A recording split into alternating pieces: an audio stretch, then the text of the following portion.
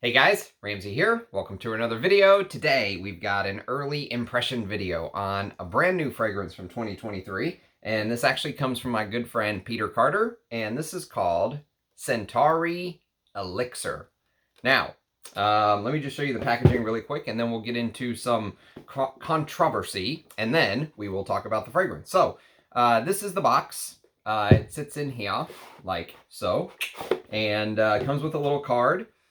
Peter did mention that he sort of took this picture before it was fully ready to go, and so the picture makes the juice look a little darker than what it actually ended up looking like, which is this. But I'd rather just have natural color. I'd rather just have natural juice color than some sort of, him adding more whatever, food coloring or, some sort of colorants to make it match the picture. I'm happy with the way that it looks. I think it looks really nice. Actually, the cap is awesome. This is the first full bottle of a Centauri fragrance I've ever had, and you can just see the detail and the time that he put into the cap. I think it's cool, but we're all here for the juice inside. So first things first, I have to just address something that I stumbled across the other day, and that is this whole thing of a gift versus marketing. Now, the free bottle brigade, as they are known, are the folks who are on the list of free bottles sent by the brands, and if they say anything bad about them, they are off that list. This is not what this is. This is actually a gift from Peter Carter, and the reason it's a gift and not part of the free bottle brigade is that he told me straight up, say whatever you want about it, number one.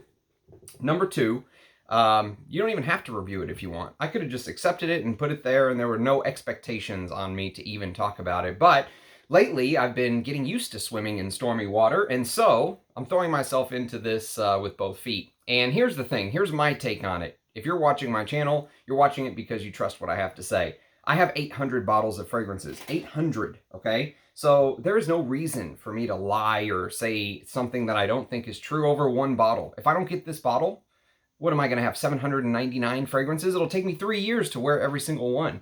There's no need for that at this point in my journey. And I actually care much more about the channel than a free bottle of fragrance. That's my take on it. So if you don't trust me to say what I believe because I got a bottle, this cost $120. It's not like $1,000 Roja. And even if it was, I still would not, I would not put my reputation on the line for $1,000 bottle of fragrance. It just wouldn't happen. I would say however I feel. Again, this is 120 bucks. You know, I've spent more than that on dinner recently. So it's just kind of one of those things. I understand where people are coming from, but the whole free bottle thing and the attacks over it, I think are a little ridiculous. So sorry, Peter, to do this with your fragrance here, but I felt like it was something that had to be said. And if you don't trust what I have to say, don't watch. I'll make it that easy on you. So let's talk about the perfume. So I have about a 5-hour dry down here, 5.5 hours. And then I've got about a 2-hour dry down here. So I've been sort of playing with it today, but today is the first time I've worn it. So this is truly an early impression, a first impression video. I wanted to do this because there's only one other video already on YouTube outside of the one that Peter uploaded. But let me read you the little blurb on Elixir and then we'll talk a little bit about it. So it says, first of all, the bottles come in these 30 mils. These are 30 mil bottles. And again, they're 96 pounds or 120 bucks. I think Lucky Scent has them, and you can also buy them directly from CentauriPerfumes.com. Okay, so here's the blurb. Introducing the first perfume launch outside of our regular collection, Elixir is presented in clear glass. So apparently all of his other bottles were not clear glass. Elixir has a rich top note of cognac giving way to a coffee and caramel combo grounded in woods of cedar and sandalwood. It's a rich, warm, aromatic, semi-gourmand. Okay. So here's the thing, the note listing. Let's talk a little bit about the note listing because there is as I just break it, there is a little card that comes with it, as I say. And here's the card, and here's sort of the quick little blurb, the note listing. I think these are kind of cool. But the note listing doesn't give you the full picture because it says things like cognac, but it doesn't tell you that it's true cognac essential oil. And one thing that many people don't realize is that you can actually get essential oil from the bottom of an oak barrel that has been aging cognac. There's wine leaves that leave this sediment on the bottom, and it can be extracted using an essential oil. And Peter has used real cognac essential oil. He's also used rum ether, which adds this sort of smoky quality to the fragrance, if you will. But normally rum can give off a little bit of a, think about drinking rum, this sugary sweetness tends to come through, right? And it adds a little bit of that, but because it's rum ether, it also adds a touch of smokiness to it. So you have the cognac, you have the rum ether, and the opening almost smells like you took cognac, rum, and you know when you're sitting at a breakfast restaurant and you order pancakes and they bring you the syrup, not just the syrup that's already sitting there, but they bring you the hot syrup, right? You take that hot syrup and when you order your pancakes, you get the syrup. And let's say you take that syrup and you dump it into a pot. And along with that pot, you dump some of the cognac into the pot as well. So you have syrup and you have cognac. And you take it over to the stove. And you put it into the pot. You take the pot over to the stove and you put it on at high heat. And you just wait for the syrup and the cognac to sort of blend together and begin to boil. And this boiling and bubbling in the pot, let's say, is actually a pretty good imagery of what the opening of the fragrance to me smells like, because it's a little bit syrupy. Rich Mitch said there's a touch of New Harlem in here, which I've actually never smelled New Harlem by Bond Number 9, but I have smelled this, which is Rochas Man, which came out a couple years before New Harlem, and it's the same perfumer, and they are compared very similarly to, and you know, they both sort of have this New York breakfast vibe to it, but there is a little bit of this syrupy smell, and I'm thinking that comes from the caramel, which we'll talk a little bit about later. So you have this bubbling syrup and cognac in a pot. And while you're going through this exercise, maybe you drank some of the cognac or too much of the cognac and rum before breakfast yourself, because you bust into the kitchen and you decide to start cooking cognac and syrup while you're supposed to be eating your breakfast. And you decide you're just going to sit down at the table, and you realize that your hands are sticky from touching that syrup, that fresh syrup that they bring you, right? The hot syrup. So you realize that your hands are sticky. So you sit there with your sticky, syrupy hands and you ask for a fresh hot coffee. And the hot coffee is just wafting up into the air, and you can smell it. And you can smell the cognac cooking on the stove with the syrup. You can smell the coffee sort of wafting up in the air. And the coffee, don't think this is a milk and sugar coffee. This is not a Starbucks latte or anything like that with cream and 8 pumps of sugar. No, this is like a black coffee, okay? Dark, straight, like my old man drinks his coffee, black. And imagine that it's just searing hot. It was just poured, and you can kind of see the steam rising up into the air, and that fresh steam is wafting into the air, and you're catching whiffs of this coffee. Now, the coffee can sometimes come across as slightly spicy, but there's actually no spices in this composition. So you're not going to see any cardamom or anything like that in here. Nutmeg, there's nothing like that in here. So the spiciness may be coming a little bit from the coffee if you pick up some spiciness. For me, I mostly get the notes that we've talked about so far. So staying with the imagery of sitting at a restaurant table, maybe instead of sitting just at a table, you decide, you know what? Because again, you've drank too much this morning, you decide to cozy up to the bar.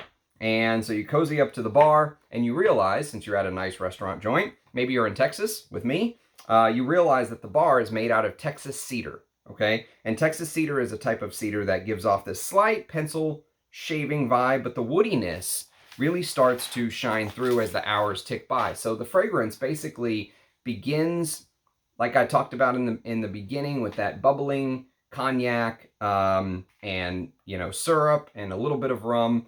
The rum ether makes it slightly smoky, and then the fragrance slowly begins to change, but it's not something that changes drastically. It changes from the top to the mid, and then it pretty much stops changing. It feels like the fragrance has a little bit of a transition from the top to the mid, and then it just basically stays like that for the rest of, at least for the 5.5 or so hours it's been on my skin so far today. It doesn't feel like it's doing anything else, so it feels like it's pretty much reached its critical point here. So what ends up happening as the hours tick by is a bit of that Texas cedar wood starts to creep into the fragrance. And it turns it into a bit of a woody perfume. And that's why I think Peter said it may lean slightly masculine on the scale of things. And the Texas cedar almost adds this soft balsamic woodiness to the composition. And so what happens is you get that balsamic woodiness along with this slight pencil shaving vibe. You know, Texas cedar sometimes gives off that pencil shaving vibe. And a few points that I have to mention. So number one, Peter mentioned some of his friends did not pick up any of the booziness, which is just shocking to me because I pick it up instantly. And there's almost this gourmand. I ended up saying custard, and I'll come back to why I think it's a custard later, but it's something from my past. But I say there's a little bit of this custard vibe. Peter said his friend said there's a little bit of a biscuit vibe.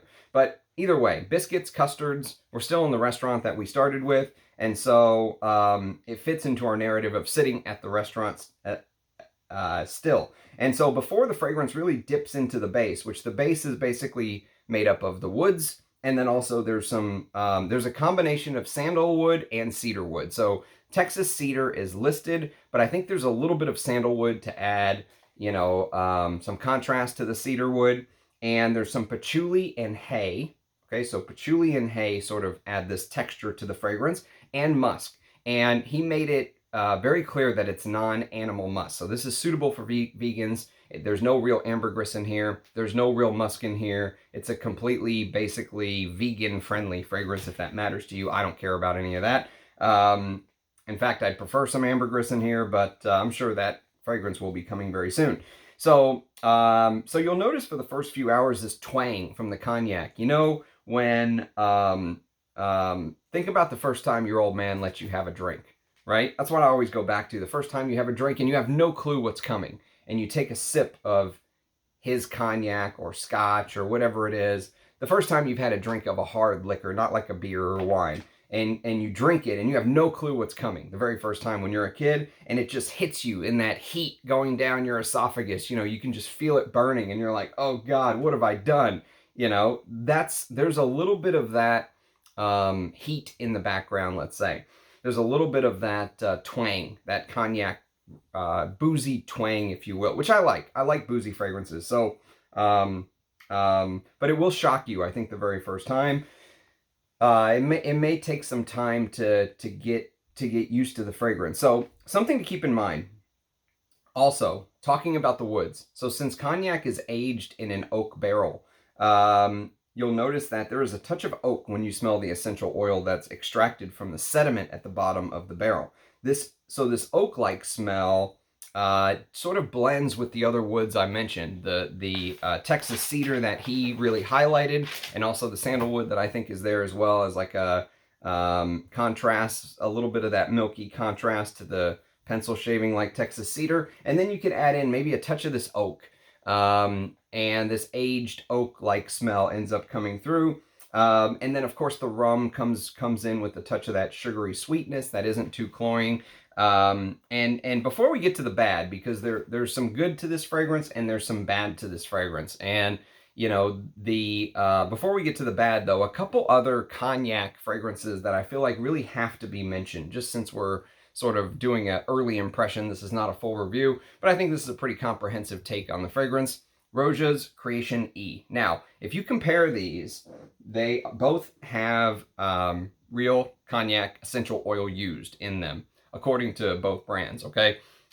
This one, though, goes much heavier on the vanilla and the heliotrope, and it's much more, I would almost say, mass appealing. Also, that Coca-Cola opening in the top, I think, would appeal much more to the masses. But there are some people, which sometimes when I wear this, I fall into that category.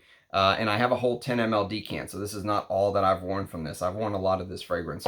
And I have a review on the differences between the Parfum versus the Eau de Parfum, or cologne, you know, whatever they call it, the cologne, I forget what they call it, Parfum cologne. And so, but this, even though there is just a little bit of that sweetness in Centauri's Elixir, it is nowhere near as vanillic, sweet. You know, heliotrope sometimes adds that gumminess to it, which you get here. You don't get any of that here. This goes straight to the, you know, there's a touch of the sweetness, which I think comes from the rum, but other than that, it's not, you know, it doesn't have the vanillic, mass appealing sweetness. And so this may appeal more to the real frag heads that like something that's a little bit more weird. Also this one. So this is Amouage Overture Man. This is fantastic. This is probably my favorite cognac fragrance, I would say. And this also feels a little bit weird to some people, but the difference here is there's some other notes in here like grapefruit and things that, you know, sort of bring you into the fragrance with the Amouage. Grapefruit is found in a lot of designer fragrances, and but you don't get any of that here. I mean, there's no citruses to sort of get you into it. There's no other spices to round everything out. You know, I often say nutmeg sort of puts everything in a bag and ties it up and keeps all of the notes in. There's none of that here. This just dives right into it, and it's a no holds barred right from the get-go. And the other thing about this fragrance that I should mention is that it is extremely strong. This is a very powerful fragrance. Like if you're into your beast mode scents, this is one that, you know, you really don't need 4 or 5 sprays like I did of this today. It is very, very strong. And so for trying to cut through the cold or something like that, if you like wearing your boozy fragrances in the winter, you know, that could be a negative, because if you don't like the smell, it's gonna stay with you. This is one of those that may stay with you for days, or it could be a positive if you absolutely love it. So the bad for me personally is this. So the caramel in this fragrance, to me, reminds me almost a little bit of a custard. I thought it was a custard. I like to smell the fragrances before going through the notes. And so whenever I was making my notes, I put down custard. And there's no custard note in here. It's caramel, according to Peter. But for a year or two, in 2013, 2014, maybe even 2015, maybe it was longer than that, 2016 even, I vaped for a little while. I enjoyed vaping, and I actually I really miss it. It's one of those hobbies that, you know, you never really get over, if you will, if you're an ex-smoker or vapor or whatever you want to call it. You know, it's kind of one of those things where you always sort of crave it, even though I haven't had it for God knows how long, years, 6 years, 7 years, 8 years, whatever it's been. But I did used to vape, and there was a specific vape a vape oil that I used to use, and it was like, I don't remember what it was called. It was like Ragnarok, Loki, or, you know, I don't remember what it was called, but it was like this custard, this custard and berries like smell. And this fragrance, to me, the first thing that popped into my head when I smelled it is that vape. That vape smell is what this reminds me of. Maybe there was a little bit of booziness in there as well, but you know, whenever you vape doesn't smell like smoke. It doesn't get all in your clothes, but the oils, when you vape, does leave a little bit of a taste, you know, almost in your mouth, and the smell in the air if some of the juice gets on your hands, or that's what this reminds me of. And so it takes me back to a time where, personally, I don't know if you know, maybe the fragrance will continue to grow on me as time goes on. I just don't know if out of all of these liqueur fragrances I talked about, also this one, by the way, which I'm going to do a full review on very soon, Spirit of the Glen by DS and Durga. This stuff is maybe one of the best liqueur fragrances in my collection that no one talks about. This is awesome. And so between these 3 that I've talked about today, Spirit of the Glen, Overture Man, and Enigma Parfum Cologne, I just don't know if I would reach for Elixir first, is the thing. You really have to be in the mood for this. And the fact that it has a personal, you know, I have like a personal memory with it. Now, you may not have that, but for me, if I smelled this on a sample, would I buy a bottle? No, I don't think I would. But that's also because of the size of my collection, and I'm not buying anything right now. But, you know, there's many, many reasons as to why this would not be a full bottle purchase for me. But I'm glad I got to wear it, enjoy it, get to know it. The ingredients are high quality. And, you know, Peter, one thing about Peter that I have to mention is that Peter does everything for the brand. He designed these bottles. He makes the juice. He's the perfumer. He's the person that ships everything. He packages everything, soup to nuts. He does it all, everything. And so, you know, for somebody like that, a true one-man shop, I really respect the ingredients he uses, the time he puts into it, all of that stuff. And I have some more samples from the house of that he sent me that I still haven't done videos on. I've done a few. I have some videos on the channel of Centauri Perfumes. I did one on Mirabai and a couple of his other fragrances. So you'll hear more from this house as time goes on. But thank you, Peter, for sending me this very generous gift. And I hope you think that I did it justice. That's just my honest thoughts on everything. That's all I can do. That's my goal with this channel, is to be as honest and truthful to my feelings and my heart and the way that it makes me feel as I can. And if people like it or don't like it, you know, whatever.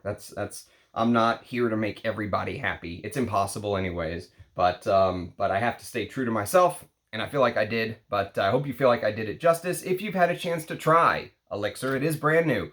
But if you've had a chance to try Elixir, do let me know. I'd love to hear your thoughts below. You know, leave a comment, and I do try to respond to every single comment. We are still small enough to do that, but appreciate everyone watching. Cheers, guys, and I'll catch you next time. Bye-bye.